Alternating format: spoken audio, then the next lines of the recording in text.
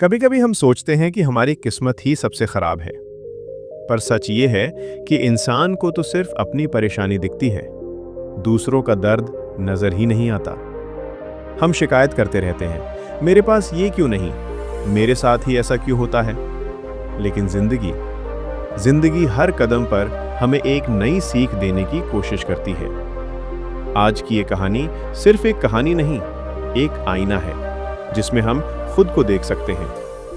एक लड़के की कहानी जो हर रात किस्मत को कोसते कोसते थक गया था, जब तक एक बूढ़े की कही हुई एक बात ने उसकी पूरी जिंदगी बदल नहीं दी। अगर आप भी कभी अपनी किस्मत को दोष देते हैं तो इस वीडियो को पूरा देखिएगा। शायद अंत में आपको भी वही जवाब मिल जाए जिसने बिरजू की जिंदगी बदल दी थी। गंगा किनारे बसा छोटा सा गांव था, जहां हर शाम चूल्हों से उठती धुआंधार खुशबू और बच्चों की किलकारियां आसमान में मिल जाती थीं। इसी गांव में रहता था बिरजू, 25 साल का लड़का, चेहरे पर हमेशा एक अजीब सी उदासी लिए। वजह उसकी किस्मत। बिरजू को लगता था कि उसकी किस्मत ही खराब है। पिता मजदूर थे, माँ बीमार थी, घर में 5 भाई बहन थे। बिरजू पढ़ाई में तेज था, लेकिन 10वीं के बाद पैसे न होने से पढ़ाई छूट गई। अब वो भी पिता के साथ मजदूरी करता या कभी शहर जाकर ठेलों पर चाय बेच आता। उसके मन में एक गहरा असंतोष घर कर गया था। क्यों? वो रोज रात को सोते वक्त यही सोचता, क्यों मेरे साथ ही ऐसा होता है? क्यों मैं गरीब घर में पैदा हुआ? क्यों मेरी माँ बीमार है? क्यों मुझे पढ़ने का मौका नहीं मिला? एक दिन बिरजू का दिल बहुत भारी था। पिता से झगड़ा हो गया था घर के खर्चे को लेकर। वो गुस्से में घर से निकला और गंगा किनारे चला गया। शाम ढल रही थी, पानी में सूरज की आखिरी किरणें नहा रही थीं। दूर पुल के पार शहर की लाइटें जगमगाने लगी थीं। बिरजू ने एक पत्थर उठाया और जोर से पानी में फेंका। वो चिल्लाया, किस्मत, तू ही मेरी दुश्मन है। तभी पीछे से एक आवाज आई, बेटा, किस्मत को दोष देने से पहले उसे पहचान तो लो। बिरजू ने पलटकर देखा। एक बूढ़ा आदमी खड़ा था, सफेद दाढ़ी, माथे पर बड़े बड़े बल, आंखों में एक अजीब सी चमक। गांव का कोई बाशिंदा नहीं लग रहा था। बिरजू ने गुस्से में कहा, कौन हो आप और किस्मत को मैं क्या पहचानूं? वो तो मेरे साथ खिलवाड़ कर रही है। बूढ़ा व्यक्ति मुस्कुराया। उसने पास पड़ी एक चटाई बिछाई और बैठ गया। बैठो बेटा, तुम्हारे चेहरे पर तो सारी दुनिया का बोझ लदा है। आज मैं तुम्हें एक कहानी सुनाता हूं, शायद तुम्हारी समझ में कुछ आए। बिरजू अनमने भाव से बैठ गया। बूढ़े ने कहानी शुरू की। एक गांव में 2 किसान रहते थे, हरिया और मोहन। दोनों के पास बराबर जमीन थी। एक साल भीषण सूखा पड़ा। हरिया रोज अपनी खेत की मेड़ पर बैठकर भगवान को कोसता, किस्मत को दोष देता। हे भगवान, तूने मेरे साथ ऐसा क्यों किया? मेरी फसल सूख गई, अब मैं क्या करूंगा? वो सिर्फ शिकायत करता रहा और अपने खेत को देखता रहा जो सूख कर दरक रहा था। दूसरी तरफ मोहन था। उसने भी अपना खेत सूखा देखा। पहले दिन तो उसका भी दिल टूटा, लेकिन फिर उसने सोचा, ठीक है, इस साल अनाज नहीं होगा, लेकिन क्या मैं कुछ और कर सकता हूं? उसने देखा कि उसकी जमीन की मिट्टी चिकनी है। बरसात के बाद वो मिट्टी के बर्तन बनाने के काम आ सकती है। उसने अपने खाली समय में मिट्टी के बर्तन बनाना शुरू किया। सूखे की ववेंट से गांव में पानी की कमी थी, तो उसने छोटे छोटे मटके बनाए जिनमें लोग पानी इकट्ठा कर सकें। धीरे धीरे उसके बर्तनों की मांग होने लगी। सूखा खत्म होने तक हरिया कर्ज में डूब गया, जबकि मोहन मिट्टी के बर्तन बनाने का एक छोटा सा कारखाना खोल चुका था। बूढ़े ने बिरजू की तरफ देखा। क्या फर्क था दोनों में? बिरजू ने कहा, मोहना मेहनती था।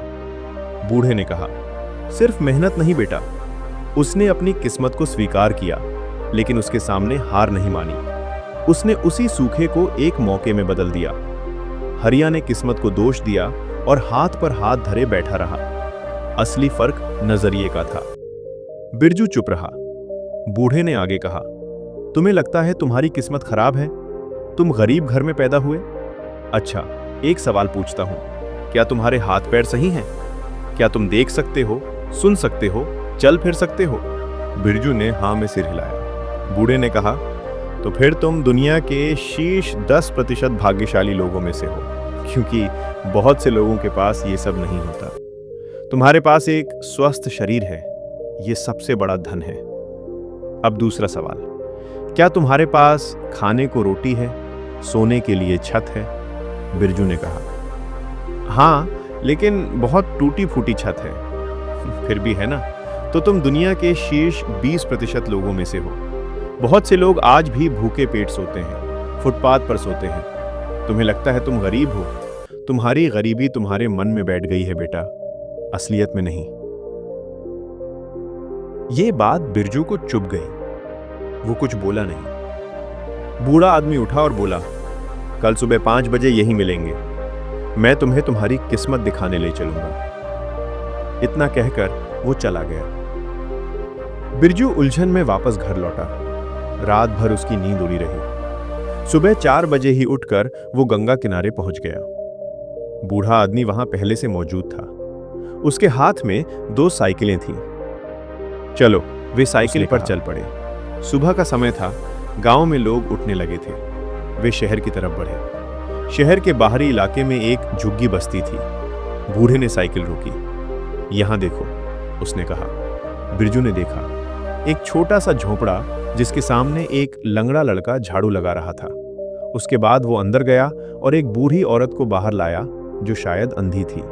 उसने उन दोनों को चाय बनाकर पिलाई, फिर खुद एक झोला उठाया और लंगड़ाता हुआ बस्ती से बाहर निकला। बूढ़े ने बताया, इस लड़के का नाम सतीश है। पिता नहीं है, माँ अंधी है। खुद का एक पैर पोलियो से ताउम्र के लिए खराब है। वो सुबह 4 बजे उठकर घर का काम करता है, माँ को तैयार करता है, फिर 8 किलोमीटर दूर शहर जाता है जहां वो एक दुकान पर काम करता है। शाम को लौटकर ट्यूशन पढ़ाता है। उसने अपनी माँ का ऑपरेशन करवाने के लिए पैसे जोड़े हैं। कभी किस्मत को कोसते नहीं सुना, हमेशा मुस्कुराता रहता है। बिरजू का गला सूख गया। उसने सोचा था कि उसकी जिंदगी सबसे कठिन है, लेकिन यहाँ तो। फिर वे आगे बढ़े। शहर के एक मल्टी स्पेशलिटी हॉस्पिटल के बाहर बूढ़े ने रुकने को कहा। वे अंदर गए। कैंसर वार्ड में एक छोटा बच्चा, शायद 8-9 साल का, कीमोथेरेपी ले रहा था। उसके सिर पर बाल नहीं थे, चेहरा पीला, लेकिन उसकी आंखों में एक जिद थी। वो एक किताब पढ़ रहा था। उसकी माँ उसके सिर पर हाथ फेर रही थी। नर्स ने बताया, ये अमन है, 4 महीने से यहाँ है। हर दर्द को झेलता है, लेकिन कभी रोता नहीं। कहता है कि वो बड़ा होकर डॉक्टर बनेगा और दूसरे बच्चों का इलाज करेगा। बिरजू की आंखें नम हो गईं। वो क्या बोलता, उससे रहा न गया। बूढ़े ने उसका कंधा थपथपाया। चलो आगे चलते हैं। अब वे शहर के एक अच्छे इलाके में एक बड़े बंगले के सामने खड़े थे। अंदर से एक युवक की चीख सुनाई दी, मैं इस कार से घृणा करता हूं। मुझे रेड वाली लंबोर्गिनी चाहिए। आप मेरी जिंदगी बर्बाद कर रहे हैं। एक और आवाज आई, शायद पिता की, बेटा, तुम्हारे पास पहले से ही 3 कारें हैं। मुझे 4 चाहिए, नहीं तो मैं खुद को मार लूंगा। बूढ़े ने बिरजू की तरफ देखा।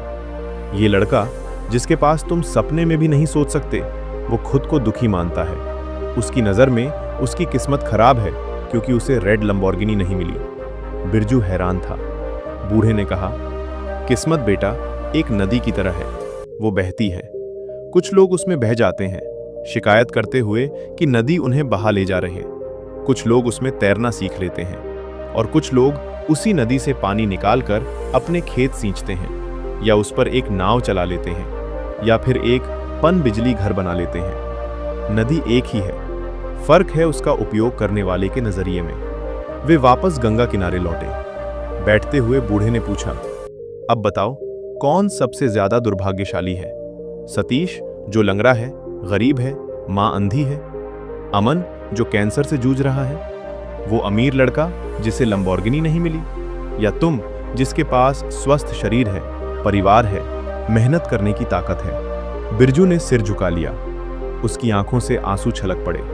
उस दिन पहली बार उसकी शिकायतें धुलने लगी। बूढ़े ने आगे कहा, तुम्हें लगता है तुम्हारे पास कोई मौका नहीं आया? सच पूछो तो मौका हर रोज दस्तक देता है, लेकिन हम शिकायतों के शोर में उसकी आवाज नहीं सुन पाते। तुम्हें पढ़ाई छोड़नी पड़ी, दुख हुआ होगा, लेकिन क्या तुमने कभी सोचा कि तुम्हारे गांव में कितने लोग हैं जो पढ़े लिखे नहीं हैं? तुम तो 10वीं पास हो। तुम उन बच्चों को पढ़ा सकते हो जिनके माता पिता पढ़े नहीं हैं। शाम को 2 घंटे, एक छोटी सी पाठशाला।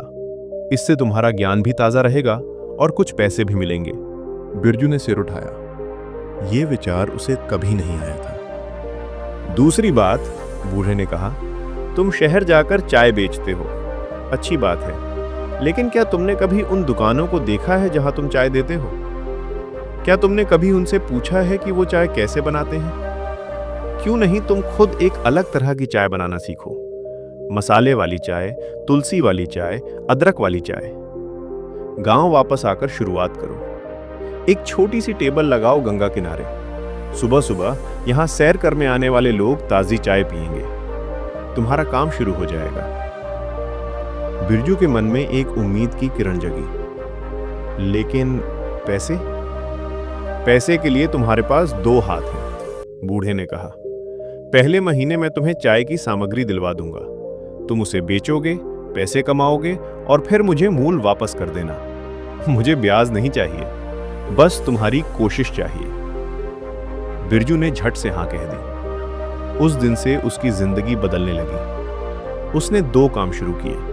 पहला, शाम को गांव के मंदिर के बरामदे में बच्चों को पढ़ाना। शुरुआत में 2 बच्चे आए, फिर 5, फिर 10। उनके माता पिता खुश थे। वे थोड़े से अनाज या पैसे देने लगे। दूसरा, उसने गंगा किनारे एक छोटी सी दुकान शुरू की। बूढ़े व्यक्ति ने उसे विभिन्न प्रकार की चाय बनाना सिखाया। बिरजू ने मेहनत की। वो सुबह 4 बजे उठता, चाय की तैयारी करता और 5 बजे तक दुकान पर पहुंच जाता। उसकी ताजा स्वादिष्ट चाय की धूम मच गई। सैर करने वाले, यहां तक कि पास के शहर से भी लोग उसकी बिरजू की खास चाय पीने आने लगे। 3 महीने में ही उसने बूढ़े को उधार लिया हुआ पैसा वापस कर दिया। 6 महीने में उसने घर की मरम्मत करवाई। मां के इलाज के लिए बेहतर दवाइयां लाने लगा। 1 साल बाद उसने गांव में ही एक छोटा सा चाय और नाश्ता कोना खोल लिया, जहां 2 लड़कियों को नौकरी दी। उसकी पाठशाला अब एक छोटे स्कूल में बदल चुकी थी, जहां वह और 2 और युवक बच्चों को पढ़ाते थे। एक दिन वह बूढ़ा आदमी फिर आया। बिरजू ने उसके पैर छुए। आपने मेरी जिंदगी बदल दी। मैं आपका ऋण कभी नहीं चुका पाऊंगा। बूढ़े ने मुस्कुराते हुए कहा, तुमने खुद बदली है बेटा।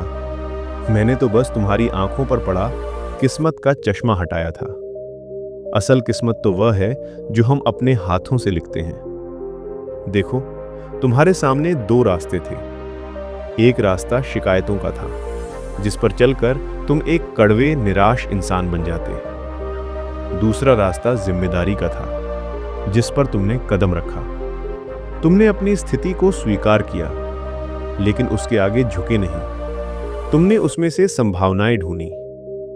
यही तो जीवन का रहस्य है।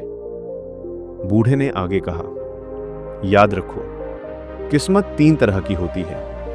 पहली, जो हमें मिलती है, हमारा परिवार, हमारा शरीर, हमारा समय और स्थान। इसे हम बदल नहीं सकते। दूसरी, जो हम बनाते हैं, हमारी मेहनत, हमारा नजरिया, हमारे फैसले, ये हमारे हाथ में है। तीसरी, जो हम बांटते हैं, जब हम दूसरों की मदद करते हैं, उन्हें आगे बढ़ाते हैं, तो वह अच्छी किस्मत हमारे पास वापस आती है, गुणा होकर। तुमने तीनों को अपनाया, इसलिए आज तुम यहां हो। बिरजू की आंखों में आभार था। बूढ़ा चला गया। बिरजू ने कभी उसका नाम नहीं पूछा, ना ही वह फिर कभी दिखा। लेकिन उसकी सीख बिरजू के दिल में हमेशा के लिए बस गई। आज 5 साल बाद बिरजू रामपुर का एक जाना माना नाम है। उसका बिरजू चाय हाउस शहर में 3 शाखाएं चला रहा है। उसकी प्रथम पाठशाला में 100 से ज्यादा बच्चे मुफ्त शिक्षा पाते हैं। उसने अपने भाई बहनों को पढ़ाया लिखाया, मां का इलाज करवाया। लेकिन सबसे बड़ी बात यह है कि अब जब भी कोई युवा उसके पास आकर अपनी किस्मत को कोसता है, वह उसे गंगा किनारे ले जाता है और वही कहानी सुनाता है जो उस बूढ़े ने उसे सुनाई थी। भाई, किस्मत कोई बाहर बैठी ताकत नहीं है। किस्मत हमारे अंदर के 5 छोटे छोटे फैसलों से बनती है। जब इंसान शिकायत छोड़कर जिम्मेदारी लेना शुरू करता है, दूसरों से तुलना बंद करके अपने पास की चीजों की कद्र करने लगता है, मुसीबत में रोने की बजाय उसमें छुपे मौके को ढूंढता है, अपने किसी भी छोटे हुनर को निखार कर काम में लगाता है और जितना पा रहा है उसमें से थोड़ा दूसरों को भी देने लगता है, तब किस्मत खुद उसके कदमों में रास्ते बिछा देती है। जिंदगी की असली ताकत किस्मत में नहीं, हमारे नजरिए, मेहनत, कृतज्ञता, हुनर और नेकी में छिपी होती है। जिसने इन्हें पकड़ लिया, समझो उसने अपनी किस्मत पकड़ ली। जिंदगी एक कुम्हार के चाक की तरह है। किस्मत वो मिट्टी देती है जिससे हमारा जीवन बनता है, लेकिन उस मिट्टी को क्या आकार देना है, एक सुंदर घड़ा, एक मजबूत दिया या फिर एक बेडौल ढेला, ये हमारे हाथों में है। शिकायत करने वाला उस मिट्टी को कीचड़ कहकर फेंक देता है। समझदार इंसान उसे गूंथता है, साधता है और एक कलात्मक रूप दे देता है। तो अगर कभी लगे कि किस्मत साथ नहीं दे रही, तो याद रखना, किस्मत ने आपको जो मिट्टी दी है उसी से एक ऐसा घड़ा करना शुरू कर दो जिसकी खूबसूरती देखकर दुनिया पूछे, ये हुनर कहाँ से सीखा? और आप मुस्कुराकर कह सकें, जिस मिट्टी को लोग कीचड़ समझते थे उसी से सीखा है। किस्मत वही बदलती है जो शिकायतें छोड़कर मेहनत और नजरिया बदल ले। हालात सबके मुश्किल होते हैं, लेकिन जीत उसी की होती है जो हालात में भी एक मौका ढूंढ लेता है। अगर कहानी ने आपके दिल को छुआ हो, आपको सोचने पर मजबूर किया हो, तो वीडियो को लाइक करें, अपने दोस्तों के साथ शेयर करें और ऐसी ही प्रेरणादायक कहानियां सुनने के लिए चैनल को सब्सक्राइब करना ना भूलें। आपका एक क्लिक हमें और भी बेहतर कंटेंट बनाने की ताकत देता है। दोस्तों, कहानी भले ही खत्म हो जाए, लेकिन उसकी सीख दिल में जिंदा रहनी चाहिए। जिंदगी की राहें कभी आसान नहीं होती, पर चलते रहना ही हमारी सबसे बड़ी जीत है। अपना और अपनों का खूब ख्याल रखिए। मिलेंगे एक नई उम्मीद और नई दुआ के साथ। तब तक के लिए अलविदा।